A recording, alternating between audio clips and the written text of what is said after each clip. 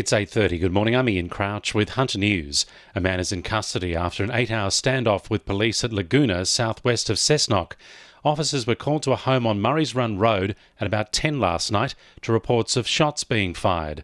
Joanne Elliott from police headquarters says a man inside the home had armed himself with a gun and was refusing to come out. A perimeter was established. Specialist police were called to the scene to assist, and around 6:30 this morning a man was taken into police custody without incident. A number of firearms have been secured. A woman who police believe may have been in the home for the duration is assisting police. There have been no reports of injuries and inquiries are ongoing. Police have tracked down the driver who allegedly rammed a police car during a pursuit at Adamstown.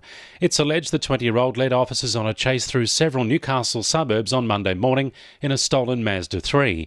He was arrested at a home in Raymond Terrace last night after police found the car dumped in nearby bushland. He's been refused bail to face Raymond Terrace local court today. Angry Dungog residents have jeered as councillors last night decided not to merge with Port Stephens. Councillors voted 4-3 against the move despite confirmation at the meeting from Upper Hunter MP Michael Johnson of a $15 million rescue package if the voluntary amalgamation went ahead.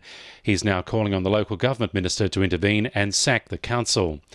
The Hunter River Community School at Maitland and Belmont Public School are set to receive extra school zone flashing lights and a boost to safety. Last year, the government announced $5 million as part of a program to install extra lights at 400 schools across the state.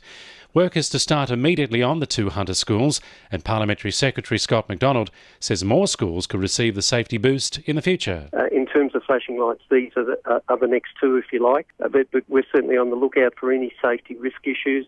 And we'll take advice from the Department of Education about where they're needed, and RMS are working with the Department of Education all the time. So, look, 104 school zones at the moment, but look, very receptive to any other suggestions about more lights or pedestrian safety.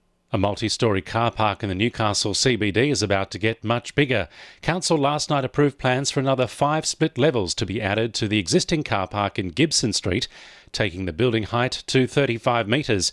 It will add an extra 296 spaces, while the developer also has plans to build a cafe and childcare centre with places for 116 children. At a time when students are becoming increasingly disengaged from learning, Cooks Hill campus is aiming to re-engage students who can't connect with the curriculum of mainstream high school.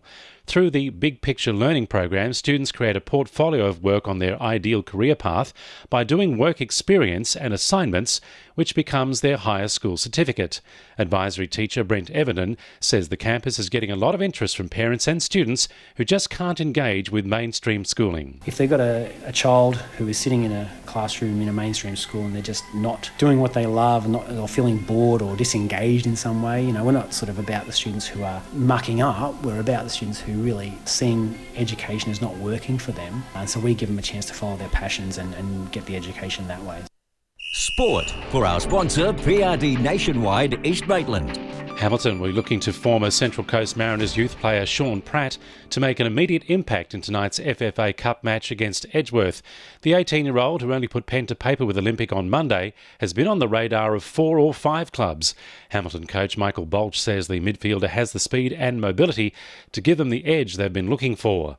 Newcastle Knights boss Matt Gidley says they're not going to pay crazy money to retain players. The Knights appear certain to lose in-form centre Dane Gagai to the Rabbitohs, reportedly on a 3-year deal worth $2.1 million. And Newcastle could be about to have a homegrown netball player selected in the national side for the first time in decades. Sam Pullman has shown massive improvement at the Western Sydney Giants and is on the cards to make the Diamond side for 2 international games this year and next year's Commonwealth Games.